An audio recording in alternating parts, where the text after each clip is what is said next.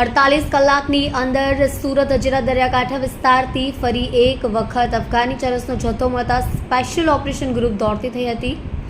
હજીરામાં ઇસ્સાર કંપનીના પાછળના ભાગે રિક્લાઇમેન્ટ એરિયા નજીક દરિયા કિનારેથી અફઘાની ચરસના બિનવારસી 7 જેટલા પેકેટ્સ મળ્યા છે, જેમાંથી એક પેકેટ પર અરબી ભાષામાં લખવામાં આવ્યું છે, જેમાં 8 કિલો ચરસ છે, જેની કિંમત 4 કરોડ રૂપિયાથી વધારે છે.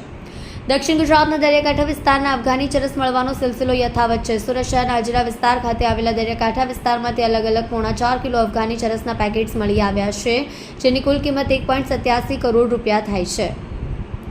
જો કે 48 કલાકની અંદર ફરી એકવાર સુરતના હજીરા વિસ્તારના દરિયા કિનારેથી 8 કિલો જેટલું અફઘાની ચરસ મળી આવ્યું છે, જેની કુલ કિંમત 4 કરોડ રૂપિયાથી વધુ છે. આ સ્પેશિયલ ઓપરેશન ગ્રુપ પાસેથી મળતી માહિતી મુજબ હજીરા ખાતે આવેલી ઇસ્સાર કંપનીના પાછળના ભાગે રિક્લાઇમેન્ટ એરિયામાં દરિયા કિનારેથી અફઘાની ચરસના બિનવારસી 7 જેટલા પેકેટ્સ મળ્યા છે.